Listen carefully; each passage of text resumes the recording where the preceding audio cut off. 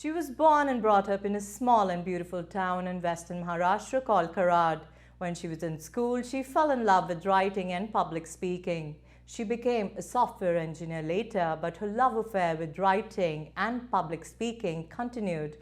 In the midst of the pandemic, she started her own podcast, Morning Cup of Sunshine. And recently, that podcast hit the century, completing 100 episodes. It's my great pleasure in welcoming Madhura Sane, observer, writer, podcaster, and much more to our studio. Welcome to the studio, Madhura. So nice to have you here. Thank you so much, Nidhi, to have me here. First of all, I'm so grateful for this opportunity and thank you so much for that. For those who are new, please explain what a podcast is and how do they tune into one? How do they find you in the podcast universe? So as I always tell my listeners that I am a software engineer by profession and a podcaster by passion. So I also did not know anything about podcasting, no knowledge about the technicalities of podcasting. So this is all new for me as well. But since I've been doing it for almost 2 years now, I can definitely help you more to find me. So the podcast can be listened on all types of podcasting softwares. For example, Apple Podcasts, Spotify, even Google Podcasts, Pandora, Amazon Music. So there are a lot of podcasting apps which are available on your phone. And if not, I have a website called morningcupofsunshine.com, which has all the podcast episodes till now, like all the 100 episodes. You can tune in to that website directly and listen to the podcast episodes, or if you prefer reading the episodes, I do have a blog under the same website called morningcupofsunshine.com. So you can read about it there as well. How wonderful. So it's not like a traditional radio where you have to tune in and get the right frequency. You have to go to Spotify or Amazon Music, like you said, and then find your podcast there. So they have like different genres. Like, what does your come under? How do they find it? Like, there are like hundreds of podcasts, I believe. Yes. So there are like millions of podcasts out there. Every month, almost more than thousands of podcasts get launched. Some of them survive, some of them sometimes unfortunately tank. So there are multiple genres under the podcast. There are health and fitness, there is spirituality, there is business, finance, there are some story related podcasts. So mine actually comes under health and fitness, and the subcategory is mental health. But the easiest way to find any podcast is just go and search by the name. So if you have, for example, iPhone, just go to your Apple Podcast. This is the app which is directly available on your phone without any subscription, without any fees.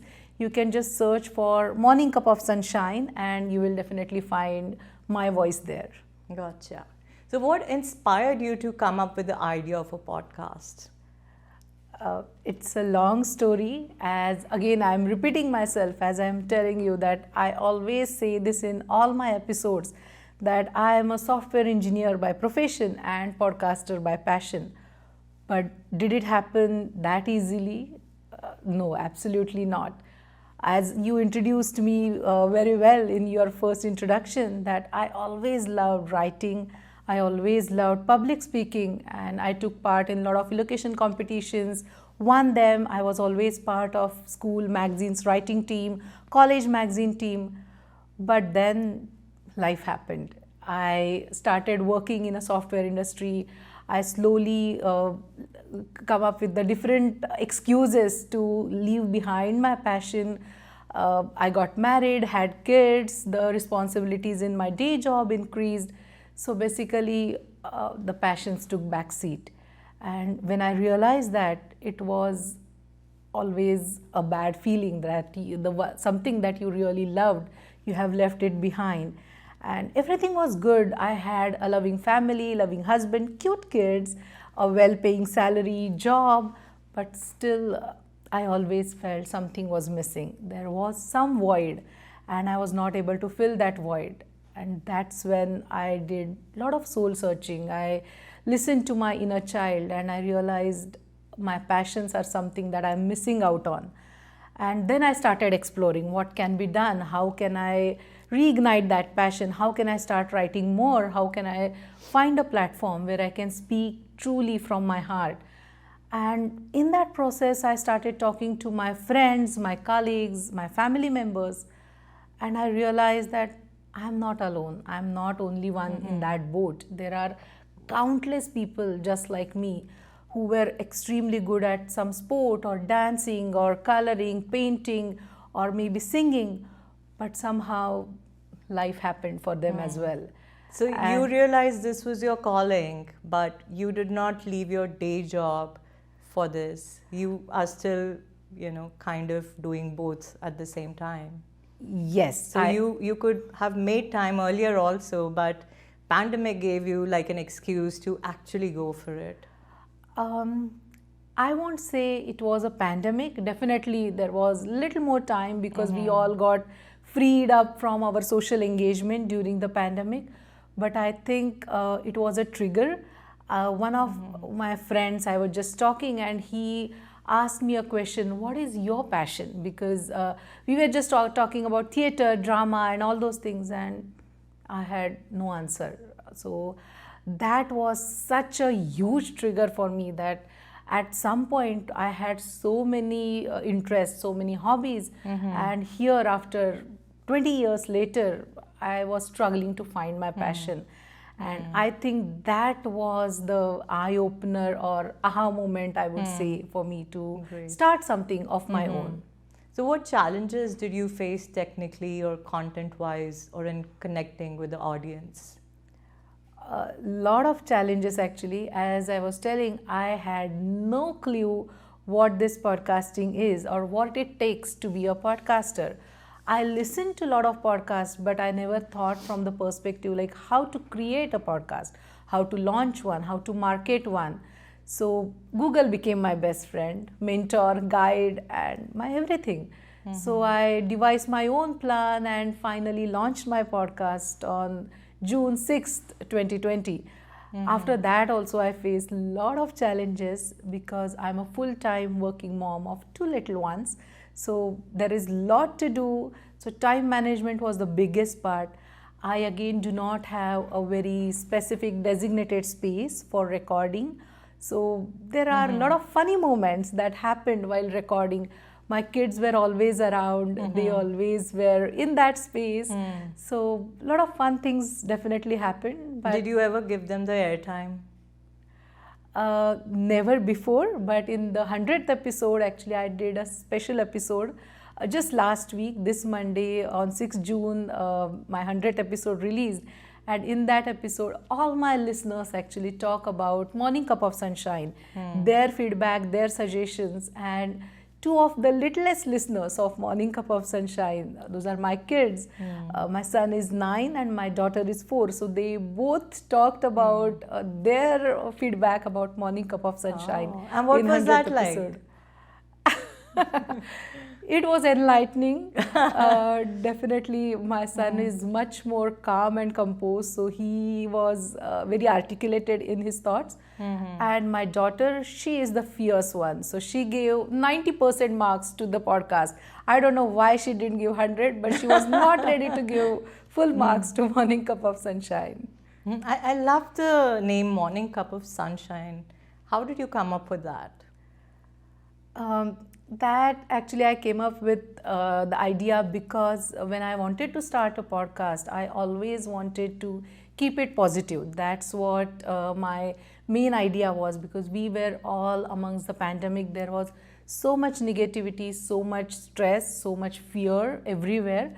So even though I talk about serious topics, I always wanted to keep it positive. I wanted to spread positivity, happiness, and little sunshine in our lives. We have enough struggles, so I wanted to spread some sunshine. What if the morning is overcast, there is no sun? What if your own cup is broken? How do you pull yourself up to do a podcast when you're feeling gloomy? How do you motivate yourself? I think there are always moments like this. The days are always different, right? There is sunshine in one day and overcast in other. but you always have to find that little ray of hope inside you.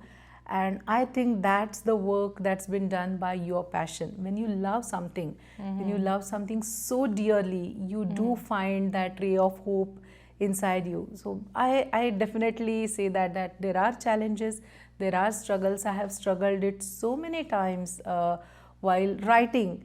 I would like to tell one example. I remember that I wanted to write about something motivating, and I had that episode completely planned, and I was just writing the bullet points, but I pulled up my pen and paper and I started writing, but I was not in the mood. I was feeling down, something happened at the work, I was not really feeling happy and cheerful to write about that episode. And I just wanted to do nothing, absolutely nothing. And that's when one of my most popular episodes actually came into picture, and I wrote that episode, the episode called Power of Nothing. So sometimes you have to give yourself grace and accept that this shall pass too. Beautiful. What is your writing process like? Do you ever get a writer's block? You just mentioned like you didn't want to write, but how do you still, pick up the pen and start writing? First thing I would say is I absolutely love writing. And the second important thing is I am a very disciplined and organized person. Lovely. So being a working mom, I get only 1.5 hours every day for my passion, and that is morning 5 to 6:30. I do not give this time to anybody else but me. I wake up early and I just do not do anything else. I do not check my phone. I do not see any office emails or anything. I just pick up my pen and my beloved diary. I journal for a few minutes and then I start writing. And yes, writer's block do come, but I think my love for writing, definitely I am able to overcome because of that. And you're writing every day? Yes, I do write. No every Saturdays, single Sundays day. for you? Saturday, it's not a hard and fast that some days I do take a break because it is important to take a break, and I have done an entire episode on it is okay to take a break. So I do take a break, definitely, but most of the days I write, if not for podcast, then for my own pleasure. Are there any funny stories or childhood memories or characters from your life that you constantly find yourself talking about to your listeners? Yes, definitely. There are few people, I would say, that peep into almost all my episodes, and one of the most important person that always there in my episode is my sister, and I could not have done anything without her support. We are extremely close. We actually have done 2 episodes. It's called Battle of Sisters. We had so much fun doing that episode. We asked each other so many questions. It was like really a battle. And she definitely peeps into all my episodes. Did you have like a sibling fight or rivalry, or did you guys unload the baggage from the past? How did it go and end up? Yeah, it was very much fun. We spilled so many secrets of each other, and we definitely had a fair share of fights. We do fight even still now, and but we have a very different bond. Both my parents actually passed away very early. My mom passed away when I was just in 6th grade, and my dad passed away around 10 years back. So my sister is someone who I am extremely close to, and we share everything. She lives in London, so we always say that even the time difference, the ocean between, nothing can stop us from talking to each other. We talk almost daily, and you will hear a lot of fun stories in that episode. How wonderful. Is there a morning routine that you talk about? How is that applicable to everyone? Not everyone is a morning person. Who is your niche audience? So morning, I understand not everybody is morning person. I myself have a lot of night owls in my family. So I understand not everybody is a morning person, but routine is something that everybody has. And even though your routine does not start at 5, that doesn't mean you cannot have a routine, right? Even though your routine starts at 7, that's fine. but it is extremely important to have an organized routine so that you can find time to do something that you absolutely love. And talking about the niche audience, I have a niche audience, the people who really want to do something for themselves, who want to find something for themselves, who want to be a better version of themselves every day, today and every day. That is my niche audience. Lovely. Have you connected with your fellow podcasters? It's like a new community you suddenly find yourself in, right? So how enriching or empowering is the process? Do you provide feedback to each other? Yes, definitely. I have connected with so many fellow podcasters. I have done a lot of interviews for them, for their show, and I have also interviewed a lot of fellow podcasters for my show as well. You can do some name dropping right here. Okay, so I have done a show for Anika Wilson. She is a great friend and she has a great podcast. She also does a podcast for women in business who actually are trying entrepreneurship and who are struggling to balance their day job and still trying to do something like a side hustle. So I have done a show for her. I have done a show for Carla Diaz. She is a health and fitness coach and she works a lot in the field of mindful fitness journey. So we actually had an episode, like I appeared on her show, she has also appeared on my show. So it was fantastic connecting with her. I have done a show for a YouTuber and she lives in Denmark. So she was doing a series called how easy or how difficult it is to raise kids when you are living abroad, like away from your immediate family. That was the fantastic experience. I loved talking about that topic.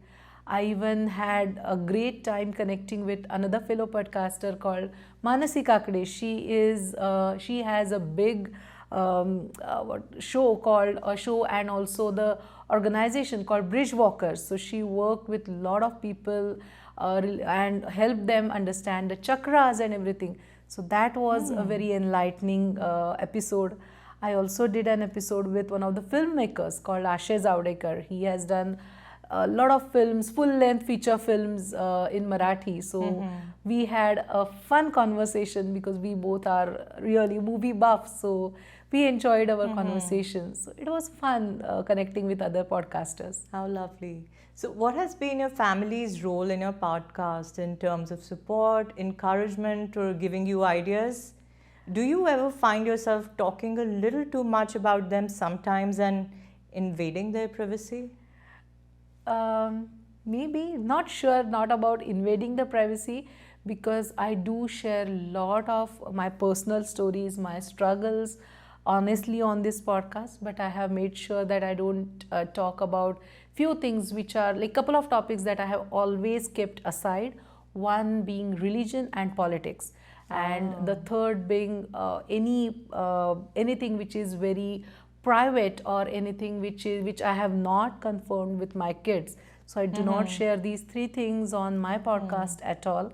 But yes, we do share a lot of fun stories and individual my struggles that I am comfortable sharing with. So those definitely I do share. And yes, they do provide me a lot of feedback. My husband has a very, very supportive role in this podcast. He was the one who encouraged me a lot. And he always listens to my episodes. I think he's my first listener. Every Monday morning he listens and definitely provides me great feedback. And he's my best friend, so I definitely admire his support. And my daughter, she's my best critic. She will critique on every single episode. You should have stressed on this word. You should have. And you said she's just 4 years. She's just 4. She's oh just my God. 4. But she has opinions on everything. So wow. Yeah. So if this interview were a podcast, what would you like to talk about? Perhaps imparting words of wisdom to our audience through your morning cup of sunshine. I think the most important thing is there is something special in every single person. We just have to find it and we have to give time to ourselves to explore that something special, because you are born to do great things. Every single person who's listening here is born to do great things, and just give yourself time and permission to dream big, set big goals, and I'm sure every single person can achieve that. How lovely. So thank you so much for talking to us, Madhura, and congratulations once again for hitting the big 100. Thank you so much, and again, I'm so grateful for this opportunity, Nidhi. Thank you. Pleasure.